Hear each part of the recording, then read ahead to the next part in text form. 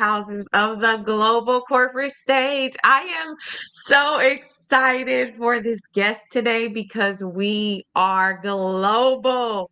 Yes, we are all the way in Spain today. We are welcoming this powerhouse. I'm so excited for you all to get to hear her amazing story of being a corporate inspiration. Welcome to the stage. Can you introduce yourself to our amazing listeners today? Well, thanks so much for having me. So, yes, hello from Spain. I'm like, you know, I'm going to live up to every cliche, but you probably noticed that I'm not Spanish.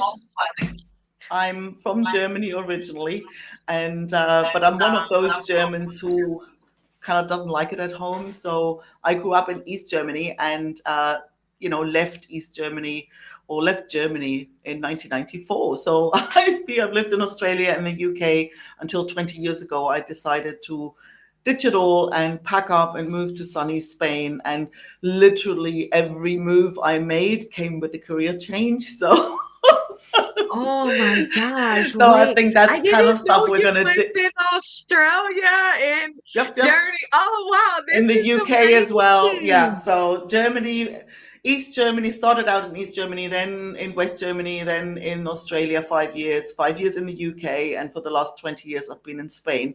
And yeah, so there's Oh, literally it kind of almost goes hand in hand with with professional pivots as well. So I kind of like oh my to do it all at gosh. once. Okay, y'all. We have a professional pivot on the line. She went The pivot from queen, they call me. So if you want to know, like, how can you move with your career and not only cross country, she crossed continents. She's been on several different continents. Like, this is the best place to be. Wow, I thank you so much. I had no idea when we talked, like, that you've done that. So thank you for inspiring me. That's why I love like doing these real and raw conversations. This is so cool. Yeah, and I think that's really why where like you see I'm sort of thinking, oh my God, what am I doing on the Powerhouses of Global Corporate Stages podcast? I've not been in corporate for 20 years, but I think that piece of not putting up with an okay job, like that's really dear to my heart, and that is relevant to anybody who, whether you've got your own business and it's getting a little stale, or whether you stuck in a corporate and I've started out in corporate. So and there was a reason for the pivots, and there was a reason to jump off it, so but I think that piece, and I think the thing that really breaks my heart is I have an ex-colleague who's who's been who I've been in touch with for the last 20 years, right? And he said to me when I left, when I said like, hey, I'm quitting my job, I'm gonna, I quit a job in software development to go to Spain and make flamenco dresses, right? He goes, oh my God, that's crazy. I wish I could do what you're doing, right? And I said to him then, it's like, why can't you? And well, and there was kids, and there was this, and there was that, and literally to this day, every few years we're in touch, and every time he goes, oh, I keep watching you evolve, and I wish I could have done what you've done. 20 years later, there he is, still hating his job, like getting through life, and that's the thing that I would really that I'm really passionate about, because I'm like, life's too short for that kind of stuff. Yes. Yes. You said a ton. Wow. I had no idea. I'm like really, really excited to let people know more about you. Thank you all so much for those of you who all are tuning in. I have a true powerhouse, a woman whose career has evolved. She currently lives in Spain, but she has traveled the globe. She really is one of the powerhouses of the global corporate stage. I'm Lovely Marshall, your podcast host, and I was really excited to meet this individual because when we first connected, she was just telling me about her career, and I was like, oh my gosh, like, we have to get you on the stage. So, one of the first questions that I always ask people is, could you please tell us, like, what was your last job? And like, how did it compare to what your dream job was as a kid? Like for me, my dream job was to, I was going to be a nurse, I was going to be a doctor. And then what I ended up doing was working at Facebook and being a product manager. That was nothing like what I had. So I always love to hear about, like, how do people get started like in corporate? And then I know like you own your own business and stuff, but like from the corporate standpoint of you like leaving and going, like what was it that you dreamed of as a child versus what you ended up ultimately doing? Well, what I dreamed of as a child, that's actually an interesting question. And I had thought about that, and I've actually I did a whole thing around that in my Facebook group once. So I was always the one who, well, there were two things I'm passionate about. And that was, well, three things: learning how to do something, making stuff, right? So I was always like, oh, I have an idea. I want to, like, well, sew my own clothes or like make a jumper. It's like, oh my god, then I go off and learn and figure out how that's done, and then I get good at it, and I just love the process of creation, that thing of like, oh, I have an idea, and now I'm going to figure out, and now I'm going to make it happen, right? And once I've got that, then I go teach, right? So I've always seen myself a writer, a teacher, and a maker, you know. And yeah, the professional career took a while to get there. Well, there's always been at least one element of it, you know. So I finished uni as a like, you know, I went to uni to study languages. So I was a language teacher and finished as a translator. So there was the So can you there tell was us that what bit. does uni mean? Because in the United States, University, I think it, yeah, university. okay, cool. Thank you. Good one. Never even thought of that. Yeah, so that's my university degree is in translation, right? So the Okay. writing But you piece, all you know, call it in Spain, you call it uni? in Spain, I have no idea what they call it. Well, so where does the uni come from? Like from Germany? It be coming from, I would imagine, like definitely from Germany. Germany. Okay. Yeah, and I don't know now. I don't know now whether it's an Australian or English thing as well. I don't know. Yeah, I yeah. really Because don't we say know. colleges here. Like we say, what Yeah. colleges are you going to? But I like how Oh, you say yeah, the that's uni is your interesting. university. Uh-huh. Yes. Yeah, that's See, this funny. is I this never is even what thought of that. happens Like, I when love you this. have different cultures connect. Like this is so amazing. So you all call it uni. Okay, yeah, we say Yeah. colleges. Like what college are you going to? What's your life after college? So Yes. okay, Yeah, that's cool. interesting. Yeah. Yeah, I never even thought of that. Yeah.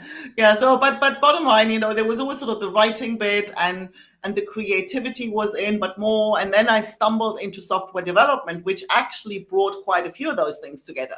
You know, this idea like, oh, somebody has an idea. Now we have to figure out how to make a tool that helps them make this process either. There were always sort of workflow kind of applications. And so that actually had a lot of the elements, right?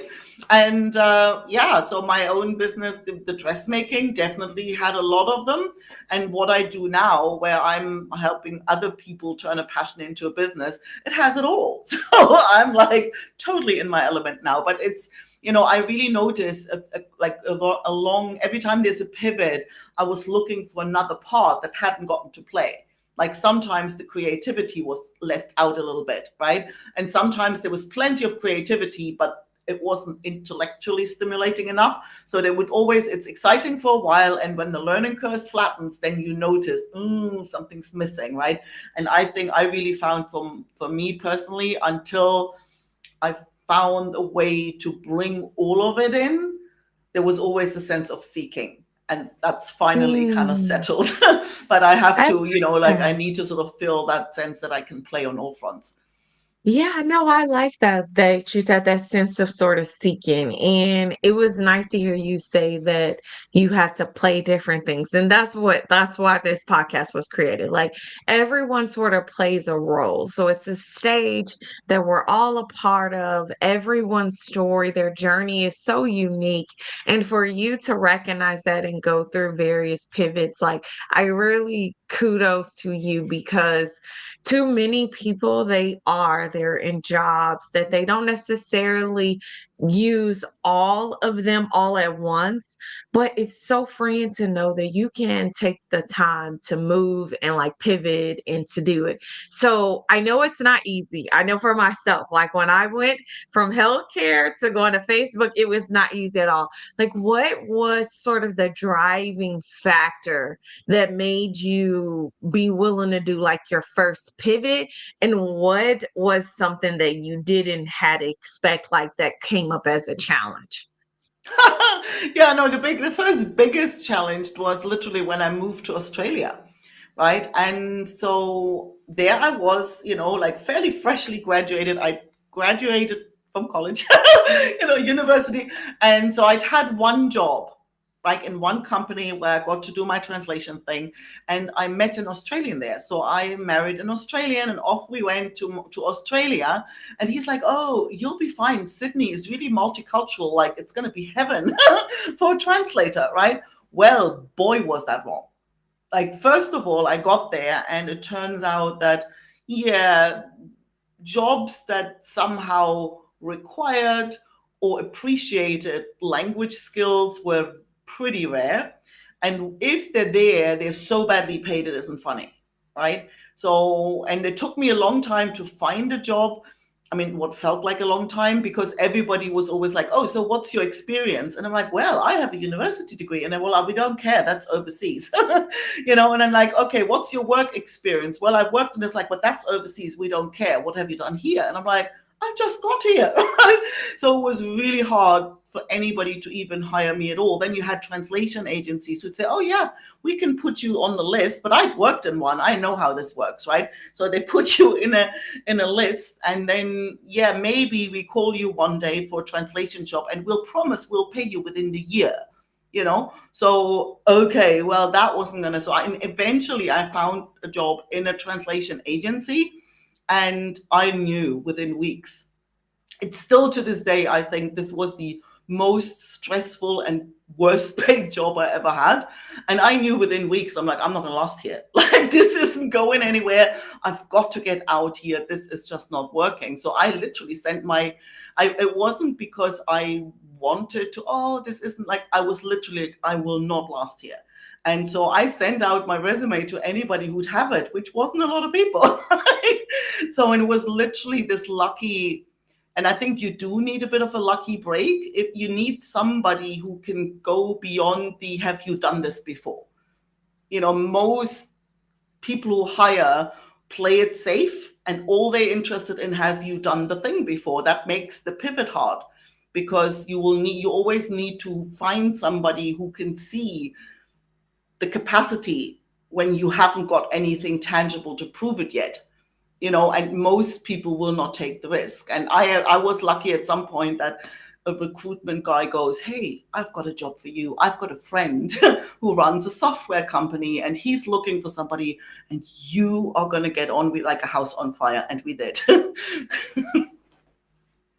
Oh my gosh. Okay, so there's just so much that you said there. Number one, when you first talked about the challenges of being in a new country, even though you have the experience, I have heard so many incredible people say that, particularly Nigerians and Southeast Asians, they say like when they move to America, because they have a degree, like they're doctors in their country.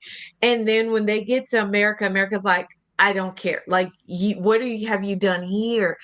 And I always thought, like, wow, like that sucks. But hearing you say that again, like that really just clicked that this isn't just an America challenge. This is all over. Like they want you, but you must demonstrate that you can thrive in that country. Wow. I think most of the time, the people who are sitting there saying that, they're not thinking about you at all. Like they're thinking about their own job. Like they want it safe. Right? They don't want to, like, nobody wants to be responsible for hiring somebody who isn't working out, right?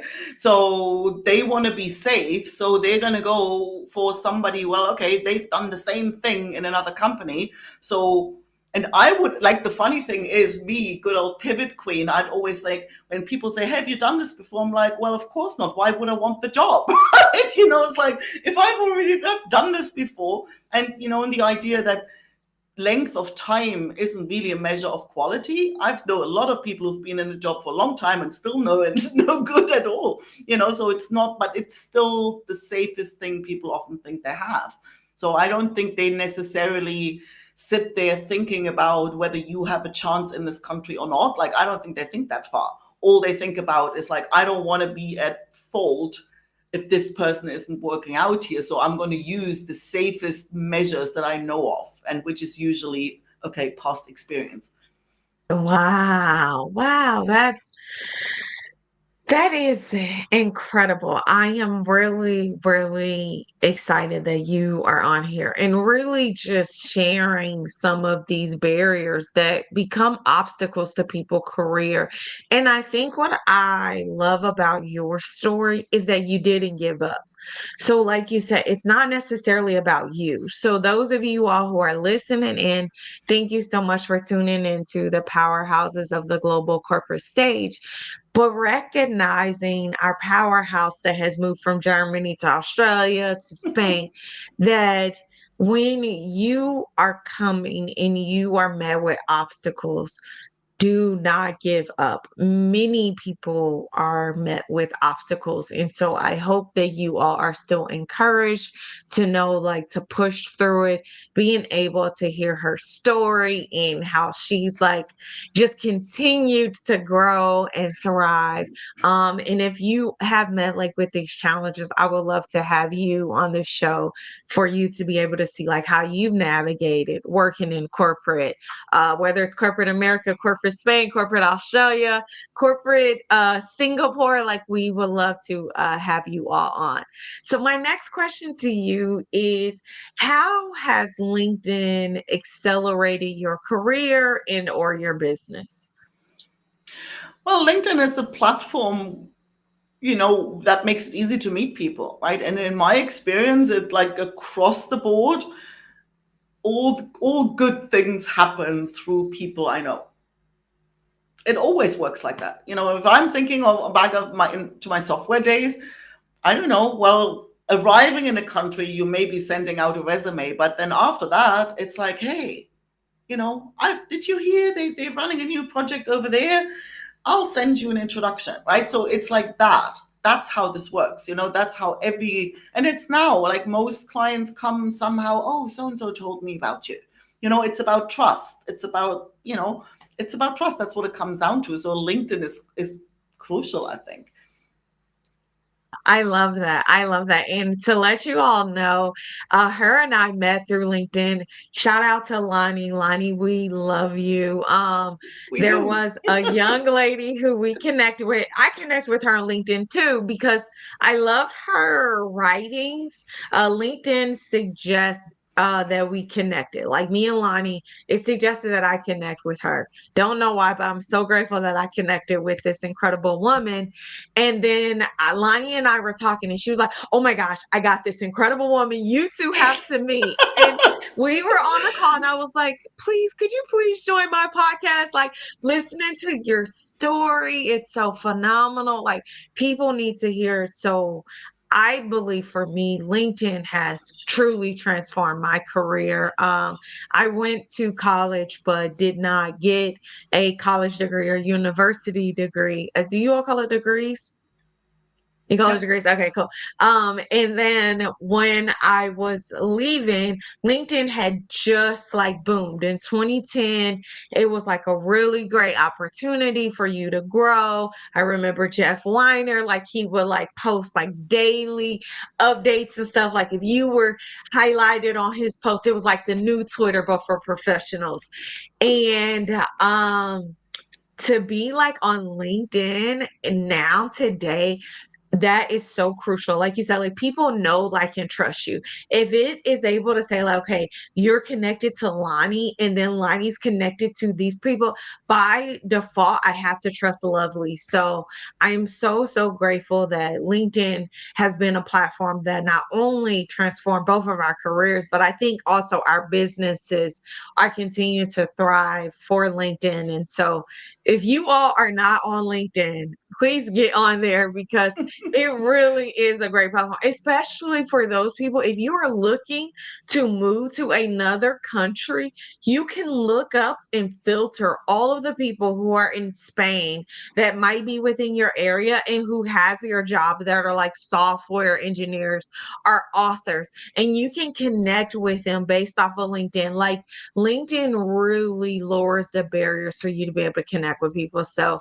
I am so grateful to all of the people who created LinkedIn, who are continued to update it and listening to our conversations, because LinkedIn is really, really a great platform. And I'm so grateful that it helped you to bring your career and thrive as well. Just don't start there when you need a job, right? I think that's Yes. the piece that people often, oh, I like when you need to start building that network and that those trusted Mhm. connections like before you need something, because otherwise it's going to get really awkward really quickly. Before you need something. Did you all hear that? Before you need it. Build the connections before you need it.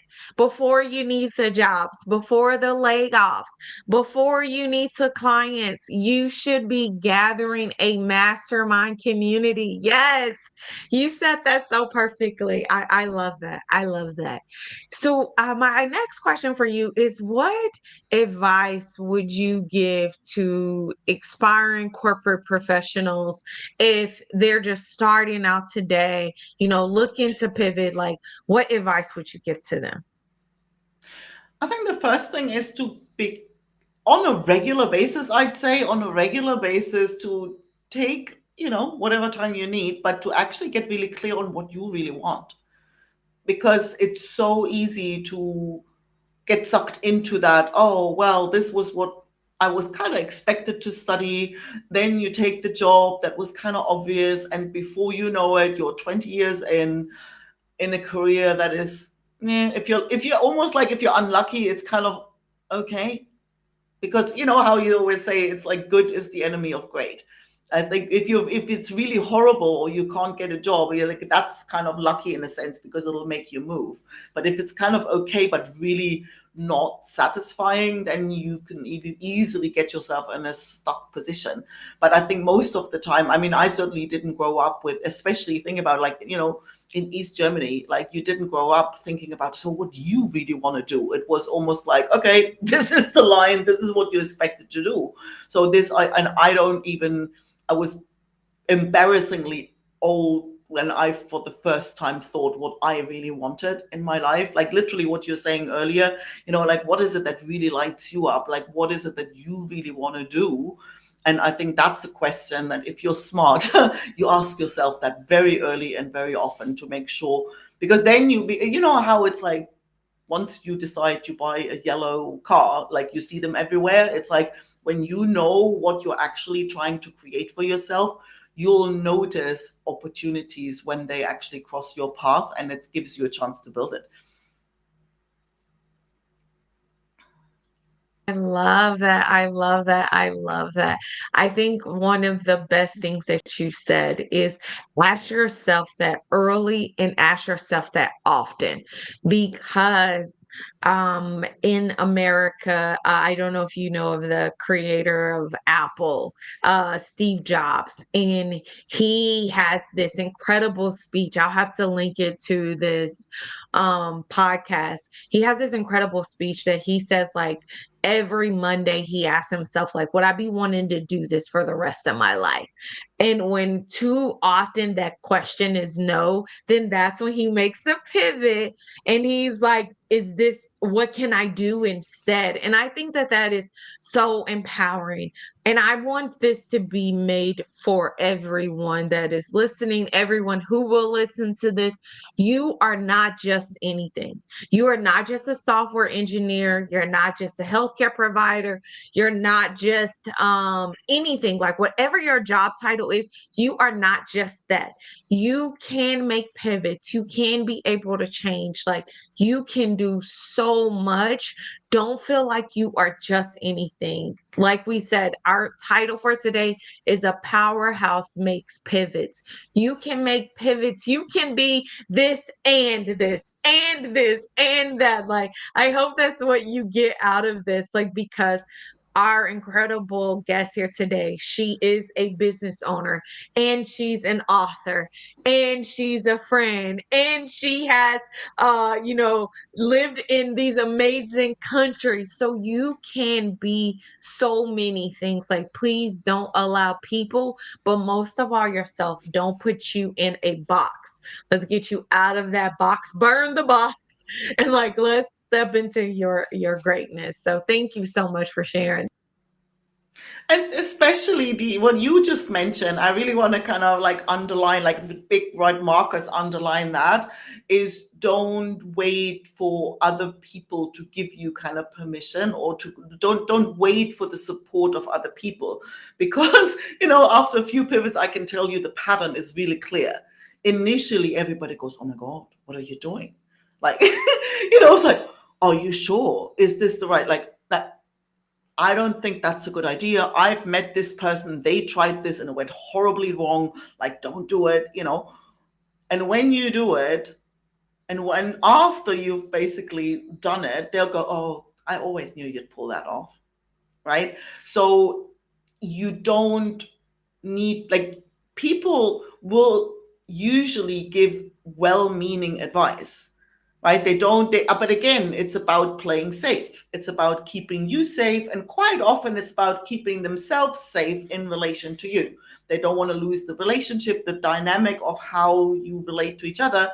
That happens in families, that happens with partners, happens with friends. So their advice will be tinted by their own interest in the relationship. And sometimes it's just simply they can't even imagine what this would be like. Well, like imagine, like I was living in London. I was a software developer, and I resigned to move to Spain to make flamenco costumes, to make flamenco dresses. People thought I was crazy, right?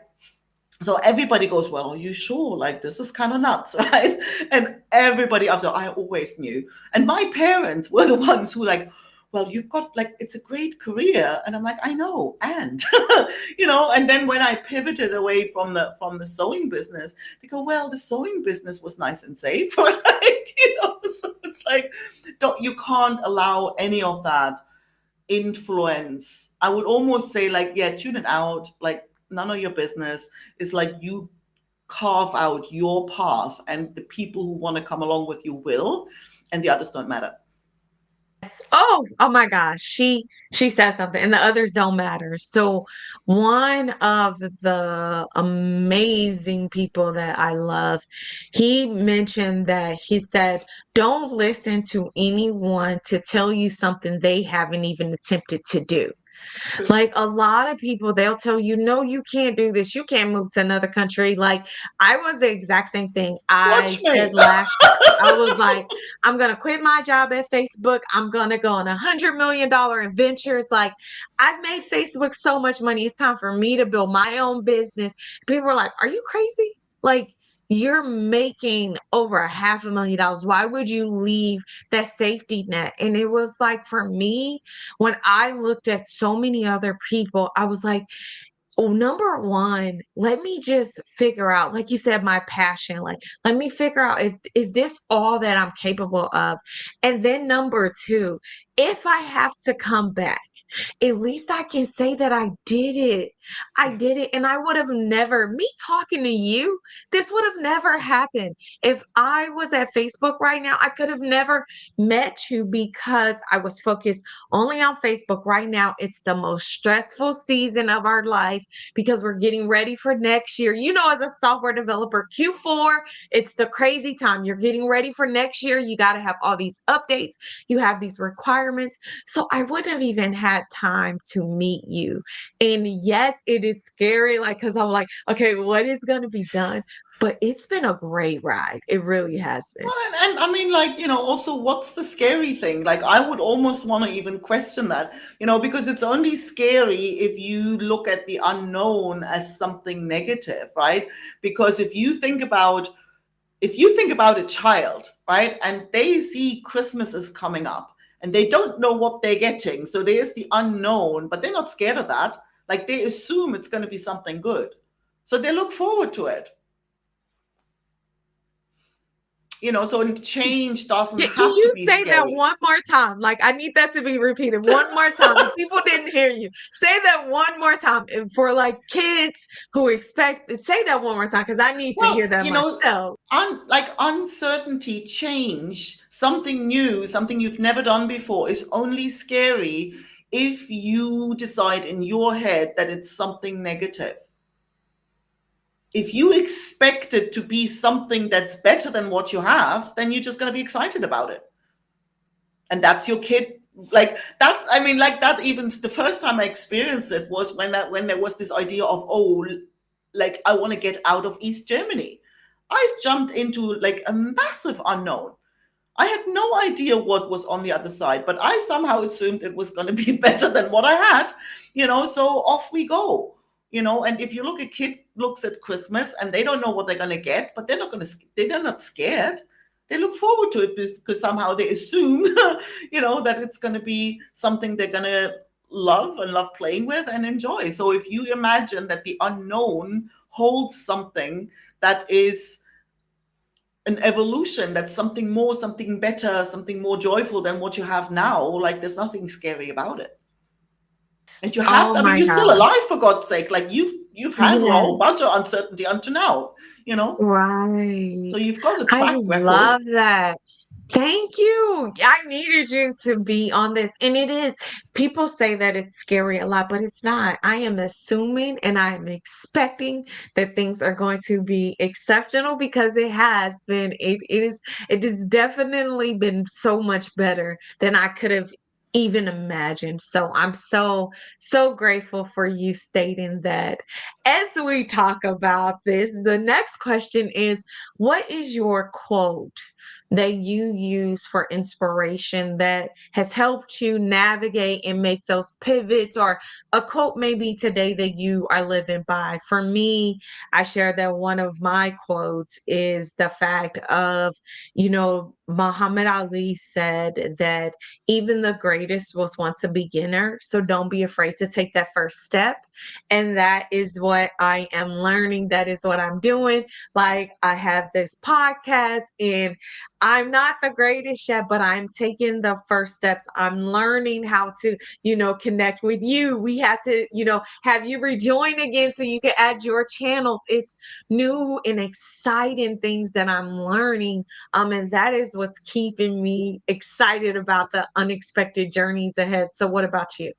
Oh, I have so many quotes. I actually have a t-shirt shop for it because it was some that I have on t-shirts, but the one that really fits here, that I always say to clients and anybody who will listen, is, in case of doubt, try it out. It's the only way to find out.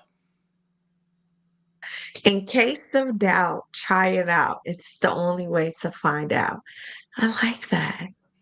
I like that. Okay, so you got me with two quotes. Number one, you expect good things and then it's not scary. And then number two, in case of doubt, try it out. Oh, I like that. And it Try was it even like, when out. I look I at love when I that. thought of moving to Spain, people was like, "Are you crazy?" And like, Yeah. did you not? And I'm like, look, I didn't really expect. I didn't even expect it to be a success. I wanted Mm. it out of my system. right? I Yeah. wanted to know. I had this thing like, oh, something was pulling me. It's like, oh my God, Yeah. like walking to Spain. It's like, oh, wouldn't it be lovely to live here? And I'm like, Yeah. the only way to find out is to just go there and live Try it for a out. while, Right. because the only thing I always say, like, I will fear regret way more than failure. Yes. I Mm-hmm. didn't care if Mm-hmm. living in Spain wouldn't have Mm-hmm. been the thing. Well, okay, Yeah. fine, no big deal. At Yeah. least I have it out of my system, and I'm not going to sit Yeah. there at 80 wondering what life in Spain would have been like. That I Oh, don't want, right? you That kind couldn't of do it. sense of Right. regret, Right. because they Right. will having try it, and if I then decide, yeah, not for me, well, fine, but then Yeah. I Yeah. have it out of my system, and that's Yeah. worked well for me. I can highly recommend it. I love that. I love that. Our final question for you today, before we ask a question for you to ask for our next guest, is how are you making a difference in someone else's life? Well, I would like to think that I make a difference in my clients' lives who actually are on that path to kind of build the thing they really want to build, and just make them, you know, dodge the potholes so they have a smoother ride and get there and don't need quite as much grit as if they had to do it all by themselves. So, yeah, like my dogs. I love that. I love that. I would say for me, my thing that I'm trying to make the biggest difference of is celebrating people. Mm, In our community, especially for entrepreneurs, we're all trying to get there. We're all trying to, have the best company and the best of this. But I have learned that by celebrating people, it has actually brought me more connections and more people being able to say, okay, you should connect with Lovely because I'm like, oh my gosh, like I talked to her and this was so amazing. And, just praising people, just like on their comments. Like if I see something of yours, I'm hearting it and I'm telling you, I'm so proud of you. And that has really helped me.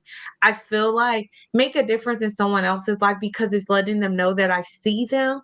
But then when I need that same sort of like reassurance, then I get it back like 100% full. So yeah. I love the fact that our last guest asked us if she was a AT&T corporate inspiration. We have Australian, German, Spain inspiration, corporate inspiration here. So the question for you is then what question would you like our next guest who comes on the powerhouses of the global corporate stage, what question would you like them to be asked?